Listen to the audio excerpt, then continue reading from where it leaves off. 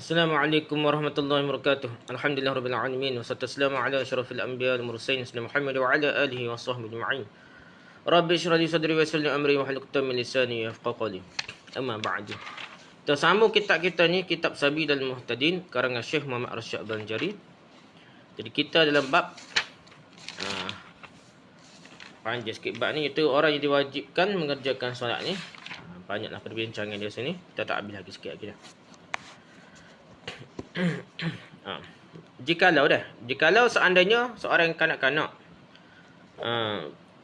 melaksanakan ibadah haji, dia buat ibadah haji, lepas tu kemudian pada pertengahan hajinya ia mencapai usia balik, tengah-tengah tu dia jadi balik pula dah. Lepas tu maka wajib mengulangi hajinya. Dan ini berbeza dengan solat. Dia kata ni, kalau balik tengah jalan tu, wajib kena ulang semula. Sebab dia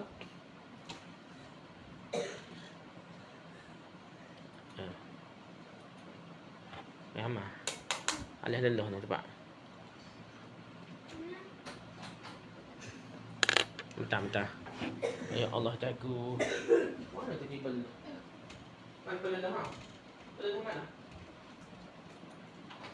Sebab kau pintu. Apa dia? Ha? Ada.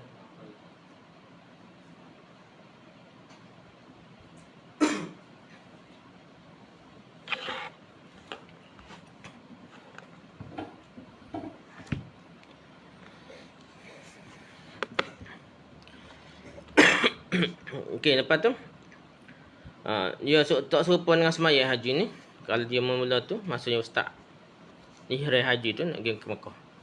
Jadi bawa balik tengah jalan dah. Ikutlah zaman ni mimpi ke apa. Ataupun cukup umur 15 tahun. Tapi cukup umur 15 tahun payah nak cekera dah. Lebih kurang aja payah. Biasanya ni lah. Jadi dia sepatutnya kena ulang semula. Pasal tak ada dia buat dalam keadaan tidak wajib. Nah, dia kan balik ni jadi baru jadi wajib dah. Kata tak serupa dengan semaya. Semaya tengah jalan berhenti. Atau tiba balik tengah semaya, dia boleh teruskan lagi. Dah sah semaya dia. Tak perlu ulang lah. Ni kena ulang dah.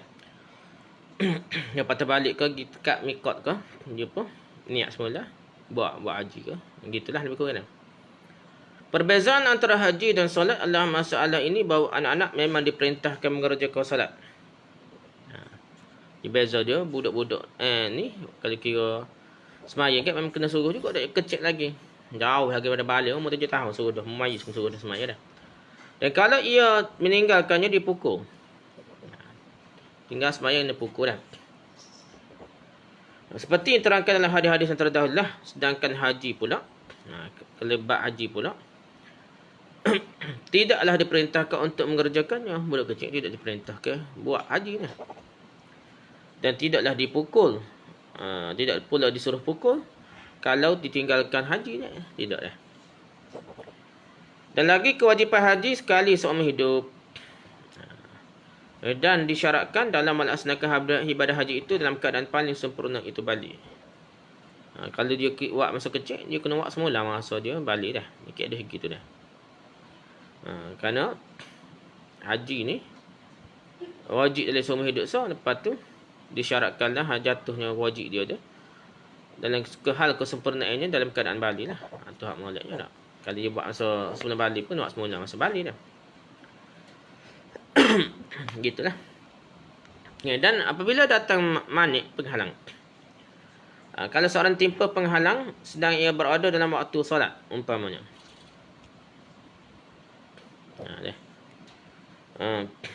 Maka wajib atasnya mengqada suatu solat umpamanya gila. Penghalang semaya gila ataupun pengsan ataupun haid dan nifas. Atau sebelum masuk waktu. Maka wajib atasnya mengqada solatnya pada waktu itu dengan syarat jika dapatnya masih ada waktu yang terdahulu. Dari kedatangan penghalang sekadar cukup mengerjakan solat dengan secara ringkas. Gitulah.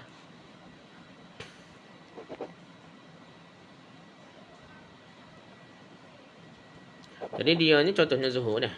Nak habis zuhur dulu tidak marihik ke, gila ke, apa ke. Dia ni tak Tak sembahyang lagi tak? Dia kena qada lah. Sembahyang tu kena qada. Pasal dia wajib lah. Dia masuk waktu, dia kena qada. Oleh kerana telah didapatnya pada waktu itu kesempatan untuk berbuat di solat dalam solatnya dah. Dalam berbuat solat di dalamnya dah. Jadi waktu tu dah lah bagi dia untuk semaya dah. Tiba-tiba dia lara lewat sikit mai, tiba-tiba dia jadi gila dah. Maka tidaklah gugur kewajipannya kerana datangnya penghalang kemudian. Jadi tak gugur lah, dia wajib. Nah. Dia wajib semaya dah. Juga dah. Kerana penghalang itu datang kemudian. Masuk dalam waktu, penghalang itu kemudian, dia tak semaya dah. Persamaannya kalau harta yang cukup nisab binasa sudah genap setahun. Macam kita buat contohnya zakat dah. Nisab dia setahun dah. Setahun pun boleh, bukan boleh putih, boleh hijrah ni. Kata nak boleh hijrah. Bukan boleh Masihi, boleh hijrah. Jadi tiba-tiba lepas dah boleh, contohnya start bulan Ramadan buat kira mudah. Sekali buat kira bulan Ramadan dah zakatnya. Siapa Ramadan tahun lepas, dia tak bayar zakat lagi, dia Syawal. Tak bayar zakat lagi, tiba-tiba musnah harta dia dah. Bankrupt tiba-tiba ke apa. Jadi cukup dia setahun ni, dia tak bayar zakat juga, dia kena bayarlah zakat dia dah. Kira lah, jadi brutal lah dia ni. Genap setahun dah tapi zakatnya belum dikeluarkan lagi, maka kewajipan mulakan zakatnya belum gugur kerana binasa harta tadi. Jadi dia telah jadi wajib dah. Walaupun harta binasa pun, ya wajib lah, dia kena tunda lah, bayar siapa ada pitih pula. Gitulah tak? Tidak disyaratkan bagi orang perolehi waktu bahawa waktu itu cukup untuk berwuduk atau bertayamum. Tetapi wuduk atau tayamum terdahulu yang sudah dianggap batal, yang dikerjakannya pada waktu terdahulu sudah dianggap ia telah bersuci dah. Jadi sekarang dia boleh semaya dah.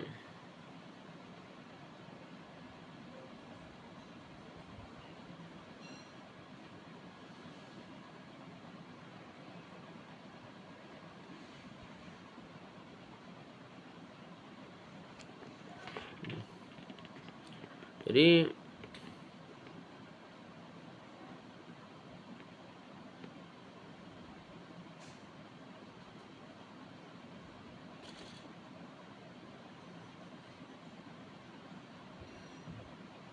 baca lagi. Lainnya halnya wuduk dan tayamum bagi orang sentiasa berhadas. Maka disyaratkan adanya waktu yang cukup baginya bersuci.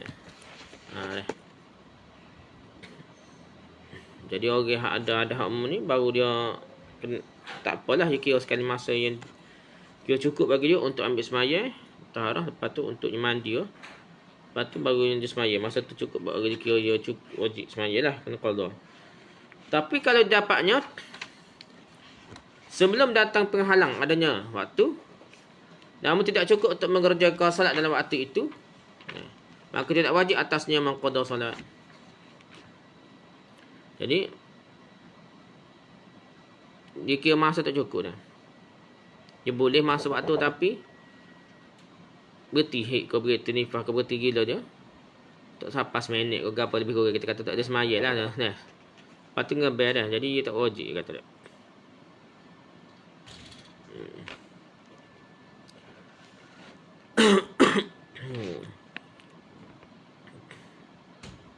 Baru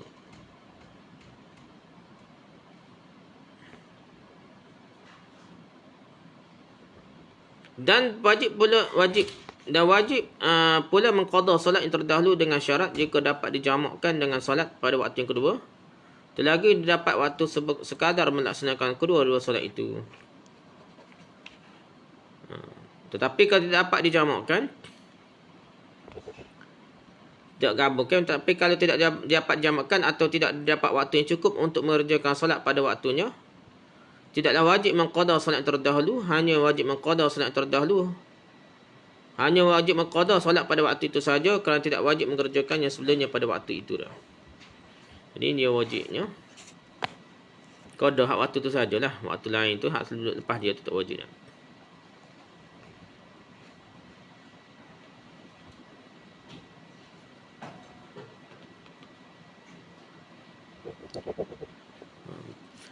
Okey, dan Dan jika dapat dijamakkan lagi, diperolehi waktu yang cukup untuk mengerjakan solat pada waktunya. Kerana waktu solat pertama tidak pantas untuk mengerjakan solat yang kedua, melainkan apabila disolatkan keduanya dengan jamak baru boleh sembahyang masa kedua tu dah. Macam zuhur dan asar. Bila sembahyang asar dan waktu zuhur tu kalau ke jamak dah. Dengan cara demikian waktu solat yang kedua pantas bagi solat yang pertama dah. Jadi waktu solat kedua tu boleh masuk dalam waktu pertama lah. Contohnya ni.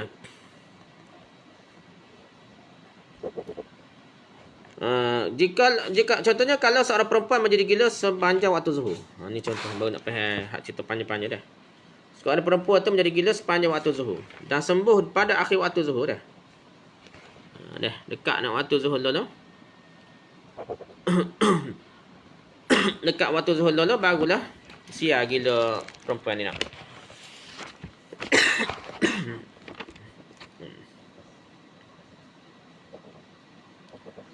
Lepas tu sudah masuk waktu asar keluar darah haidnya. Dah. Dia gila sebentar. Ni akhir waktu zuhur dah. Masuk asar tu dia mai haid lalu tu. Dalam masalah ini dilihat apakah darah haid tadi datangnya sudah masuk waktu yang cukup untuk mengerjakan solat asar saja. Iaitu sekadar 4 rakaat bagi orang mukim dan 2 rakaat bagi orang musafir. Dia mai haid tu dia mari berhenti dekat nak lolo nak asar. Berhenti gila dia. Lepas asar tu 5 minit ke 10 minit ke tengok dah. Dia kata daripada masuk asar tu dia mari haid dah. Setengah mana dah. Maka tidaklah wajib mengqada waktu pada waktu itu melainkan solat asar saja. Jadi kalau dia bos kadar sembahyang asar je jadi dia tak wajib qada. Sembahyang zuhur pun tak wajib qada, jadi sembahyang asar saja dia wajib qada lah. Sebab dia hanya sempat dia gila, berhenti gila tu tak ada sembahyang zuhur. Nak kata wajib tak boleh dah situ dah sebab dia baru nak habis lala zuhur tu baru dia siar gila dah. Apabila masuk asar sekadar cukup nak sembahyang asar je 4 rakaat. Jadi dia hanya wajib sembahyang asar saja je qada dah. Sembahyang zuhur tu tak wajib qada dah. Itulah cara perbahasan detail sikitlah mazhab kita ni. Lepas tu seterusnya, jika darah keluar haidnya keluar sudah masuk waktu dan sisa waktu cukup untuk mengerjakan solat zuhur dan asar. Nah. Haid dia mari tu lewat lagi. Bukan dia sekadar 4 rakaat zuhur lah 5 minit ke 10 minit kata-kata dah. Dia 15 minit ke 20 minit ke. Lepas waktu asar tu mari haid dah. Dia berhenti gila, mari haid pula ni.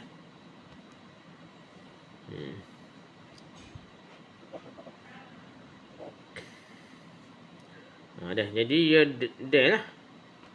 Zuhur dan asar ketika masa dia.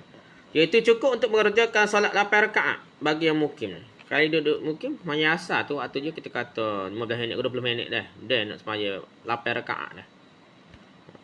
Masa je siar hujung waktu gila dia sampai ke waktu asar je dah. Sepatutnya dia sembahyang 8 rakaat. Dan 4 rakaat bagi musafir. Kalau dia di tengah musafir boleh sembahyang 4 rakaat dah masa dia dah. Maka wajib mengqada kedua solat itu. Jadi wajib qada bukan sahaja sembahyang zuhur, bukan sembahyang asar, sembahyang dua-dua dia. Zuhur asar kena qada. Dan jika taharahnya itu seperti tayammum yang tidak sah kerana mendahului waktu, maka disyaratkan waktu yang cukup untuk mengerjakan solat itu.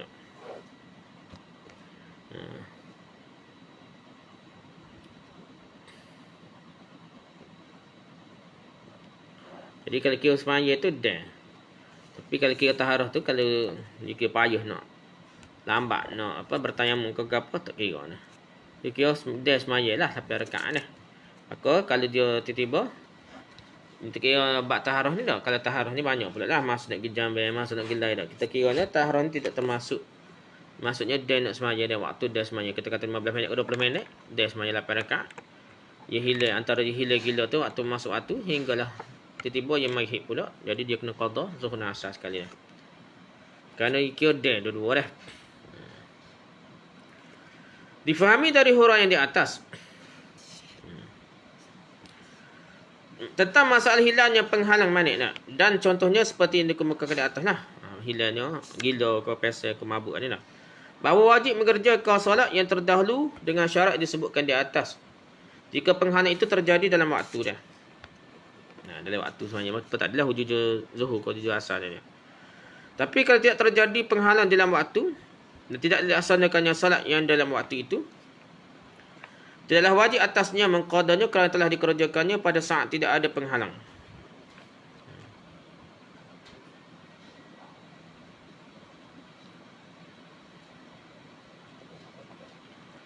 Jadi, jika tak ada atasnya penghalang tu dalam waktu itu,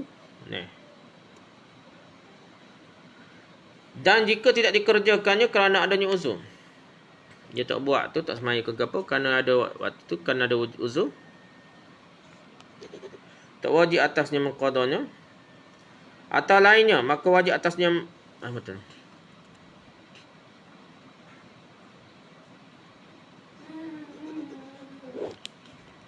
Jadi kalau dia dah lah, dia semaya dah nak. Tiba-tiba, ni cerita dia kalau dia semaya lah.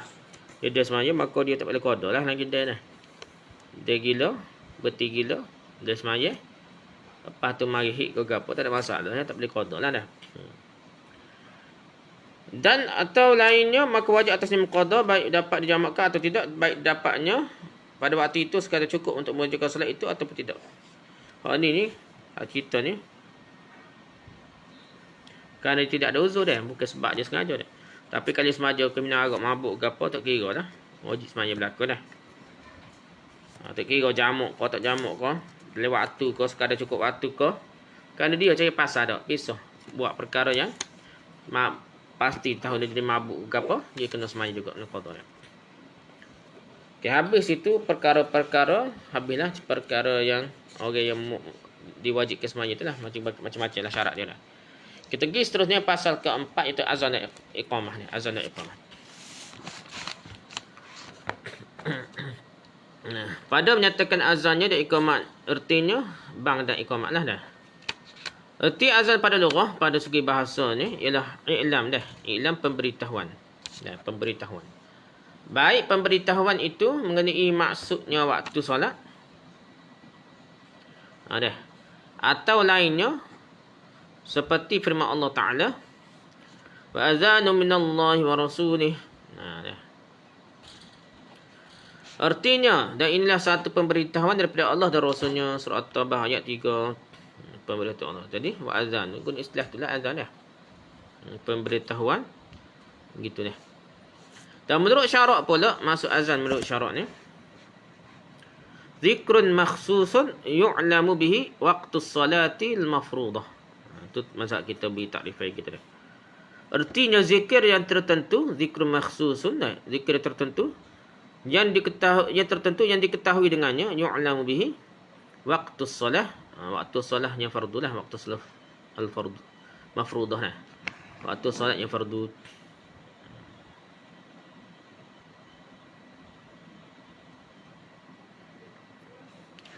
Iqamah menyunit bahasa menurut bahasa mendirikan dan menurut syarak. Okey. Jadi istilah syaraknya. Tadi azan lah, bab azan. Kita nak bincang bab iqamah pula. Okey. Dan arti iqamah pada lughah, pada segi bahasanya, maksudnya ialah mendirikan. Iqamah ni mendirikan. Dan artinya pada syarak ialah zikrun makhsusun ya'ti bayanuhu, zikir yang ditentukan yang akan diuraikan kemudian. Zikir yang ditentukan yang akan diuraikan kemudian, kata zikrun makhsusun ya'ti bayanuhu. Okey, dinamakan iqamah.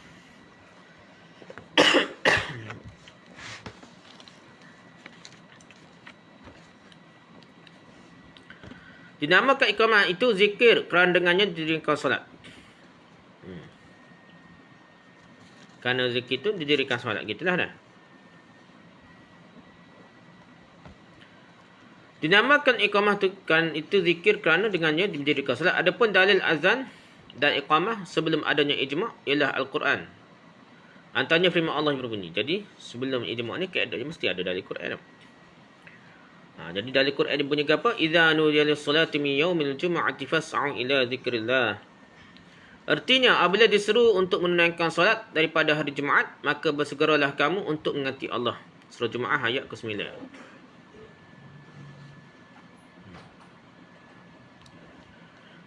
Diseru untuk menunaikan solat, nudiya lis-salah dah, gitulah. Jadi itu dalil iqamah nah. Dalil iqamah ni lah. Bukan dalil azan, dalil iqamah ni lah. Dalil azan dan iqamah ni kata.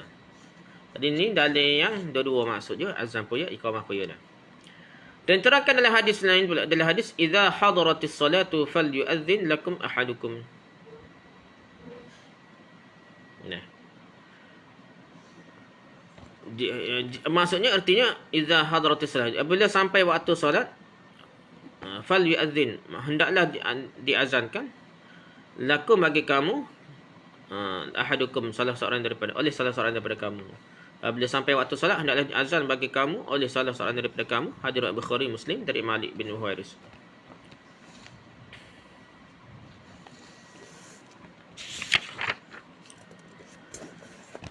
Habis itu pula. Diterangkan dalam hadis yang diriwayatkan oleh Abu Daud dan Abdullah bin Zaid melalui sanad yang sahih. Ada hadis riwayat Abu Daud dan Abdullah bin Zaid, sanad yang sahih dah. Di kitab ni sebut dah istilah-istilah sahih ke apa dah. Ketika Rasulullah SAW menyuruh untuk dipukul guna mengumpulkan orang-orang mengelak solat, jadi Nabi marah pada orang yang tinggal semaya ni, semaya Jumaat, dipukul orang yang tinggal semaya. Dalam satu riwayat tidak suka kerana sama dengan yang diperbuat orang-orang solat.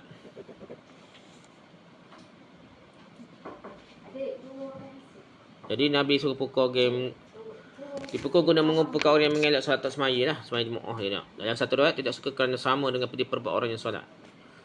Taklah. Dalam salah satu riwayat sebenarnya tidak suka kerana sama dengan diperbuat oleh orang yang Nasrani. Cara nak kumpul orang ni, Nabi tak suka cara-cara lain lah. Nak panggil orang semaya ni nak. Cara dia, guna cara Nasrani tu dia tak suka. Contohnya guna seruling ke trompet dah. Tiba-tiba ketika saya tidur, saya bermimpi berkelilingi oleh seorang lelaki yang bawa loceng di tangannya. Ni. Siapa dia ni? Abdullah bin Zaid dah. Jadi dia mimpi. Ada orang ni bawa tidur jumpa orang bawa loceng ni. Jadi tu cerita Peter Zaid, Abdullah bin Zaid dah. Dia cerita, dia katanya mimpi. Dalam tidur, saya bermimpi keliling oleh seorang lelaki yang bawa loceng dalamnya. Maka saya berkata kepadanya, wahai hamba Allah, apakah kamu bersedia menjual loceng ini? Itu. Dia kecek dah, tak sejual ke loceng itu dah? Abdullah bin Zaid. Dia berkata, akan kau buat apa loceng itu? Buat apa loceng ni?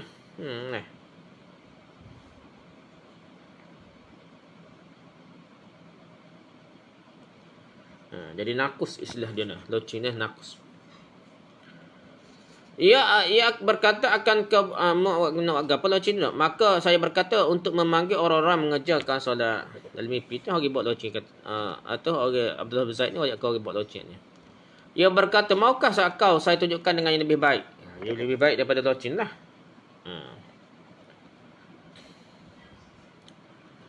Jadi lebih baik daripada loceng tu. Ini nak ayat dah. Maka saya berkata kepadanya, sudah barang tentu. Kalau ada lebih baik daripada loceng, nak ada. Ni, canggih lagi loceng ni. Abdullah bin Zaid pun berkata, maka kata lelaki itu ucapkanlah Allahu Akbar, Allahu Akbar. Sampailah akhir azan. Dah. Ya jazan, mimpi dah jazan.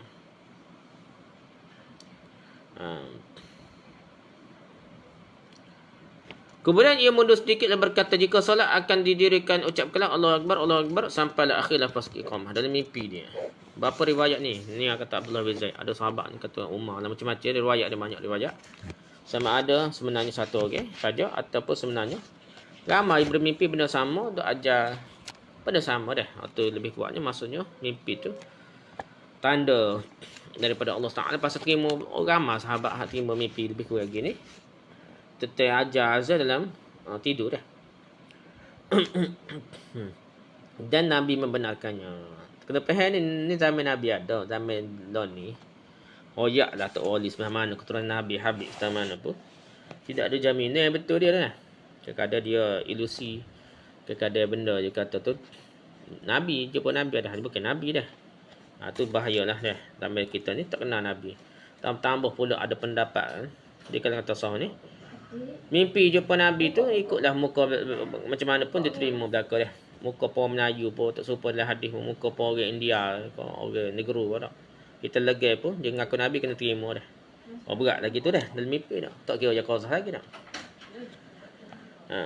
Tak apalah tu dah.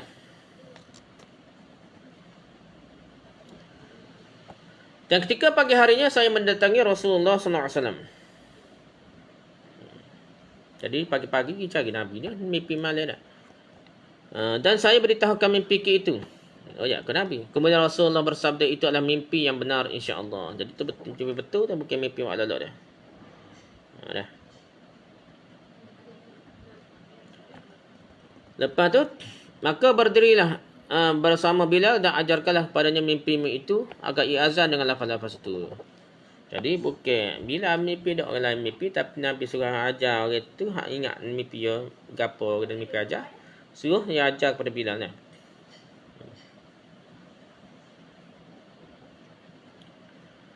Kerana ia lebih kuat suaranya dari kamu dah. Jadi suruh dia tu Abdullah bin Zaid tu ajar Bilal. Lepas tu suruh dia azan lah. Kerana apa? Suara Bilal ni lebih terang, lebih degah ni. Kerana ia lebih kuat suaranya dari kamu dah. Maka saya berdiri bersama Bilal dan saya ajarkan azan kepadanya. Kemudian ia pun azan dengan lafaz-lafaz itu. Lafaz dia mimpi tadi lah.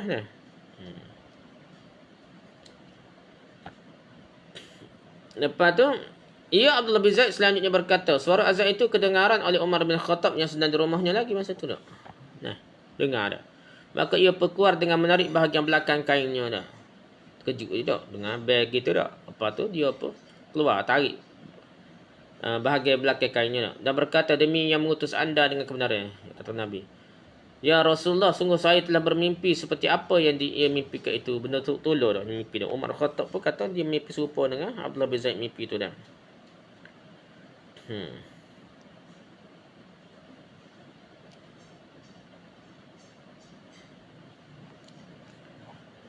Maka Rasulullah SAW pun mengucapkan, maka bagi Allah lah segala puji. Hadis riwayat Ahmad, Abu Daud, Ibn Majah, Ibn Khuzaimah dan Tirmizi daripada Abdullah bin Zaid. Lebih kurang gitulah mimpi disyariatkan azan. Okey. Lepas tu sabda Rasul Nabi Hatilah falillah alhamdulillah. Artinya bagi Allah lah Ta'ala jua segala puji dah.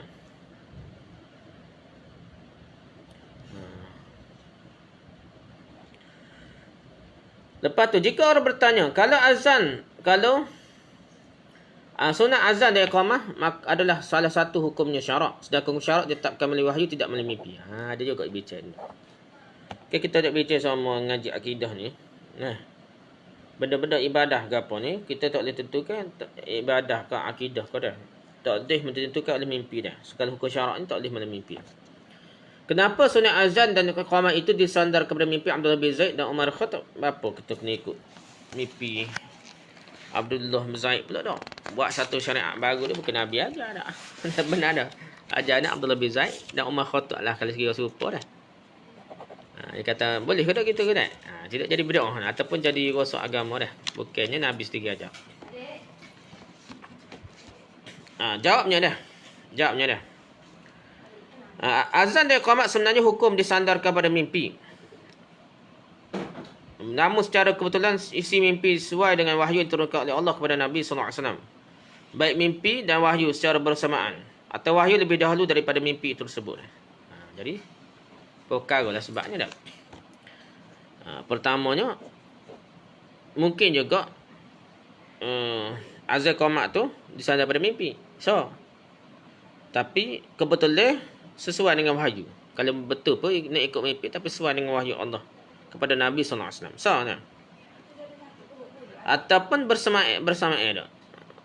Wahyu tu bersamaan serupa serentak. Ataupun sebenarnya wahyu tu Nabi terima dah ni. Nabi tahu dah. Dah, cuma dia tunggu mimpi tu dulu, lepas tu Nabi tu relax dah, relax dah, macam tahu dah apa yang berlaku dah, gitulah dah. Jadi baru royak ngebel tu macam mimpi tu dah. Secara tu gitulah yang sebutnya dah. Tapi satu keadahnya takrir Nabi tu satu syariat. Kalau sahabat buat pun dah Nabi membenarkan zaman Nabi, zaman tidak sempurna lagi agama. Dan membenarkan baca zikir ke azan ke apa, maka tu telah jadi syariat dah. Dan tidak jadi bid'ah lah. Sebabnya Nabi sendiri membenarkan macam Nabi ajar lah. Walaupun Nabi tak ajar dah, Nabi suruh ikut orang ni dah. Fikir macam Nabi ajar, kan Nabi suruh ikut tu dah. Serupa dah benar dah. Mungkin untuk tunjuk mujizat ke ataupun petunjuk yang serupa dengan hak Nabi sebenar tahu dah. Wallahu a'lam lah, gitulah. Kerana diriwayatkan oleh Abu Daud dan lain-lainnya bahawa Nabi sallallahu alaihi wasallam bersabda kepada Umar yang menceritakan tentang mimpinya. Ada satu lagi riwayat cerita lebih lagi dah. Dia Nabi ni khabarkan kepada Umar Al-Khattab. Nabi ayat kan dah.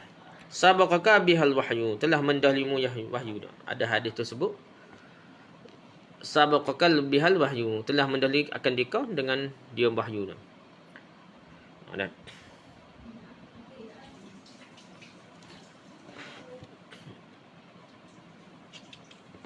Kerana itu hukum sunat azan dan qamat ditetapkan oleh wahyu bukanlah melalui mimpi sebenarnya. Jadi walaupun dia serupa, betul dia sama dengan wahyu. Kalau kita kata mimpi dulu baru wahyu, tapi sebab dia sama, hukum tu tetapkan dengan wahyu Nabi, bukan dengan mimpi dia. Kalau mimpi dia saja-saja, Nabi tak membenarkan, tak boleh jadi syariat juga dah. Tak boleh buat lah, gitulah. Dan diriwayatkan oleh Barazi.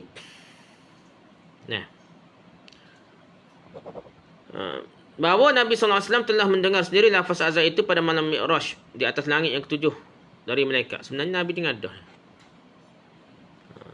Dengar dah daripada malaikat dah. Di langit tu Nabi dengar dah masa Isra' Mi'raj dah. Jibril menarik tangan Nabi agar beliau menjadi imam solat. Gitulah. Kemudian seluruh isi langit mengikutinya, yang di antaranya Adam dan Nabi Nuh pun ada juga dia kata dah. Dan Nuh pun ada. Dan ini menunjukkan bahawa Nabi SAW diberi kemuliaan dari seluruh isi dan bumi dan langit dah. Jadi Nabi ni dilebihkan daripada segala makhluk Allah SWT yang lain dah. Ya, habislah sekat tu dulu perbincangan tentang disyariatkan azan lah. Lepas kita banyak lagi hukum tentang azan dan iqamah. Wallahu a'lam. Subhanakallah bihamdika, subhanakallah bihamdika, subhanakallah bihamdika, la ilaha illa anta, astaghfiruka wa atubu ilaik. Assalamualaikum warahmatullahi wabarakatuh.